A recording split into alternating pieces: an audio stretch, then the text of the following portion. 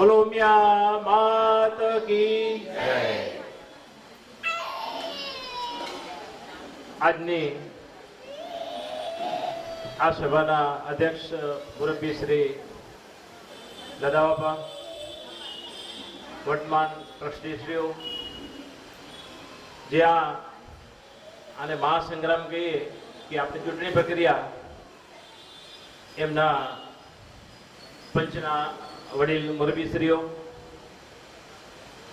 વર્તમાન ટ્રસ્ટી વડીલ માતા વિનીતામાં, અત્યારે વર્તમાન ટ્રસ્ટીઓ બી છે અને જે આપણું આ ટ્રસ્ટ ફંડનું ભાવિ છે એવા ટ્રસ્ટીશ્રીઓ,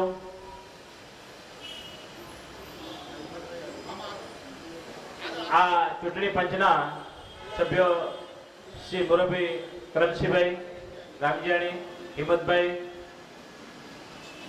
એ સ્થાન ગ્રહણ કરશે।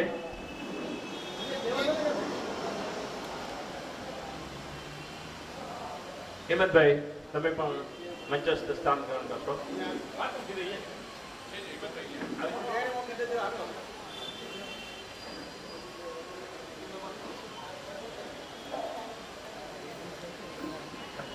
મિત્રો, અત્રે આપણે શા માટે ઉપસ્થિત થયા છીએ એ આછો ખ્યાલ ભાવેશભાઈ આપણે આપ્યો।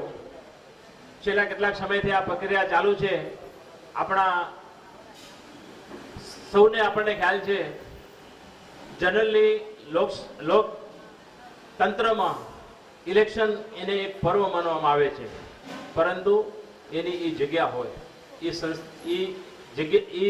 એક સંસ્થા હોય કે જ્યાં ઇલેક્શનો થાય ત્યાં બહુ જાતિ હોય, ટોટલ જાતિઓ હોય, અને આજે જે આ ઇલેક્શન થાય છે એ આપણા માટે બોજ છે, કોઈ પર્વ નથી। કારણ કે આપણે માત્ર ને માત્ર એક આ પાટીદાર સંસ્થાની, આ પાટીદાર ભાઈઓની જ આ એક સંસ્થા છે અને એના માટે જે ઇલેક્શન થાય છે એ આપણા સૌ માટે બોજ છે। એ ન થવા માટે અત્યારના જે ટ્રસ્ટીઓ આપણે જે સિલેક્ટ કર્યા છે એના સિવાય આ મુરબ્બીઓ જે પંચમાં હતા એ લોકોએ બહુ પ્રયત્નો કર્યા કે ભાઈ ઇલેક્શન ન થાય અને સિલેક્શનો થાય। આ વખતે મેં ફોર્મ નહોતો ભર્યો, પણ ગયા વખતે હું આ લીડમાં હતો, આ દોડમાં હતો, ત્યારે અમે એટલી બધી પ્રક્રિયાઓમાંથી પસાર થયા, પણ છતાં આપણા ઉપર ઇલેક્શન આવ્યું। કારણ કે જીત, કારણ કે જતું કરવામાં કોઈ માનતા નથી। શું કામ? આજે આ અમારી જે ટીમ છે એને કે આજે પણ જો આપણે આ સમાધાન ઉપર જવું હોય તો સમાધાનની પ્રક્રિયાઓમાં આજે પણ, સમાધાનની વ્યવસ્થામાં આજે પણ આ ટીમ તૈયાર છે। સમાધાન એ જ સમાજનો વિકાસ છે અને જ્યારે જ્યારે ટ્રસ્ટ ફંડ એ વ્યવસ્થાથી ચૂંટાશે, કહેવામાં આવે કે ભાઈ તમે ટ્રસ્ટી તરીકે આવો, તો ભાઈ કહેશે ના હું નહીં, રવિભાઈ આવે, કારણ કે આજે રવિભાઈ યોગ્ય છે। આ પ્રક્રિયાઓ જ્યારે આપણી સમાજમાં ચાલુ થશે, જ્યારે વિવિધતામાં એકરૂપતા જ્યારે આપણી સમાજમાં હતી, એવું નથી, આપણે વિકાસના કાર્યો કર્યા જ છે, પણ જ્યારે ત્યાં અવરોધક આવ્યો છે ત્યારથી ઇલેક્શન આપણા માટે એક બોજ બની ગયું છે। અને આ સભા આપણે એટલા માટે આજે અહીંયા યોજી છે, કારણ કે આરોપો પ્રત્યારોપો બધા વચ્ચે થતા હોય, કારણ કે પોતાના પક્ષો બધા રાખતા હોય। આજે આ વડીલો છે, અમારા જે કેન્ડિડેટો ઊભા છે, એ બધા જે જે પ્રક્રિયાઓમાંથી પસાર થયા છે એ આપણે સામે રજૂઆત કરશે। કારણ કે ક્યારે પણ જ્યારે આપણા એક જાતિનો ટ્રસ્ટ હોય ત્યારે આપણે આરોપો પ્રત્યારોપો, સગાઓ વચ્ચેના સંબંધો આ લાંબા સમય સુધી આપણે નુકસાન કરતા હોય છે, અને અવોઇડ કરવા માટે રાત દિવસ યુવક મંડળે તો આના પૈસા ભરવા દે આગલા દિવસે બી મહેનત કરી કે ભાઈઓ હજી બી તમારા માટે સમય છે।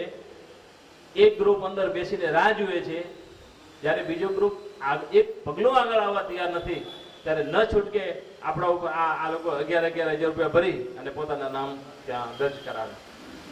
સમાજને ઇલેક્શન નથી જોઈતું, સિલેક્શન જોઈએ છે અને વિકાસ જોઈએ છે, કેવી રીતે થશે?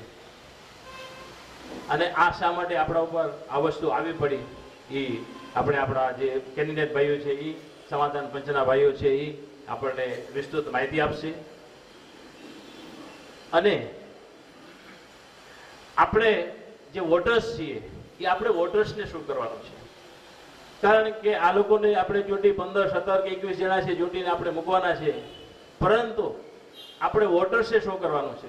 કારણ કે એકતા ગ્રુપ છે. આપણા વડીલોએ જ્યારે સંસ્થાની સ્થાપના કરી ઘણા વર્ષો પહેલા, ત્યારે એમને કોઈ એમાં સંપ્રદાયની વાત નથી કરી કે આના માટે છે કે ઓના માટે છે.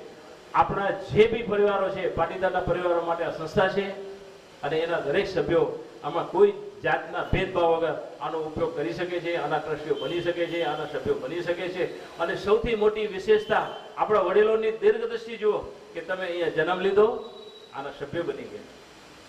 ગમે ત્યાંથી તમે અહીંયા રહેવા આવ્યા, મુંબઈમાં તમે રહ્યા, મુંબઈના જે પરિસર બનાવ્યો છે એ પરિસરમાં રહ્યા, તો આના તમે સભ્ય બની ગયા. આની શું ઉદારતા છે આપણી આ સંસ્થાની.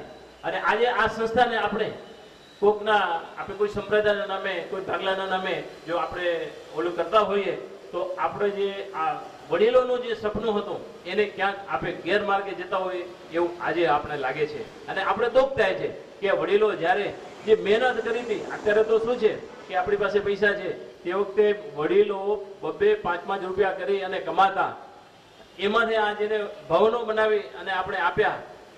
એટલે એમાં એક મને વાત યાદ આવે છે, જે કચ્છમાં રહેતા હશે એને ખબર હશે કે કચ્છની વાડીઓમાં જ્યારે કોઈ બી પાક થાય ને ત્યારે શિયાળમાં ખાવા આવે. શિયાળું ભૂખ્યું હોય ત્યાં સુધી ખાય, ચૂપચાપ ખાય, પણ જ્યારે એનું પેટ ભરાઈ જાય ને ત્યારે ત્યાં એ મોટો અવાજ કરે, એને કહેવાય ઉનાઈ દીધી. ઉનાઈ દીધી એટલે શું થયું કે પગી હોય જે ચોકીદાર હોય ખબર પડે કે અહીંયા શિયાળો છે, એટલે એને કાં એને મારી નાખે ને કાં એને ભાગવું પડે. અત્યારે આપણી પાસે કમાઈને પૈસા એવા ફાટફાટ થાય છે એટલે જીરવી નથી શકાતા. આપસમાં આપણે ઝઘડો કરવાનો, આપણે તૂતું ભૂગે, આ તૂત જ કહેવાય. કારણ કે આપણી પાસે પૈસા આવી ગયા છે. વડીલોને ખબર છે આ આપણે સંસ્થાઓ કેવી રીતે ઊભી કરી છે, અને જ્યાં સુધી સંપતો ત્યાં સુધી ભવનો ઊભા થયા. કેટલો સમય થયો વડીલોને ખબર છે, આપણે બધાને ખબર છે કે એના પછી આપણે નવું નિર્માણ શા માટે નથી કરી શક્યા. બસ આના માટે આપણે આજે આપણા વડીલો આપણે માહિતગાર કરશે. અને સૌથી વધુ વોટર્સને પ્રસ્તાવનામાં પણ હું એક વિનંતી કરું છું કે ક્યારે બી આગ લાગે ને તો ઓલવવાનું કામ કરજો. કારણ કે જ્યારે આગ લાગી ત્યારે ચકલી એક પોતાની ચાંચમાં પાણી ભરી અને આગ ઓલવવાની કોશિશ કરતી હતી. ત્યારે કોઈ પૂછ્યું કે તારી આગથી આ થોડું કે આગ ઓલવવાની, તારા પાણીથી આ થોડી આગ ઓલવવાની છે. ત્યારે ચકલીએ સરસ મજાનો જવાબ આપ્યો હતો કે જ્યારે ઇતિહાસ લખાશે, ઇતિહાસના પન્નામાં મારું નામ આગ ઓલવવામાં હશે, નહીં કે મારું આગ લગાડવામાં નામ હશે. તો દરેક વોટર્સે આપણે યાદ રાખવાનું છે કે માત્ર ને માત્ર પાટીદાર માટેની આ પ્રક્રિયા છે. પાટીદાર એક રહે, પાટીદાર પ્રગતિ કરે અને હંમેશા આપણે સારામાં સારા કાર્યો કરી શકીએ એના માટે આપણે અત્યારે એકત્રિત થયા છીએ. વધારે ન કહેતા આપણે આપણા વડીલો અને ભાવિ ટ્રસ્ટીઓ જે છે એને આપણે સાંભળવા છે, તો વધારે ન કહેતા અત્યારે હું મારું અહીંના વક્તવ્ય પૂરું કરું છું. જય હિન્દ.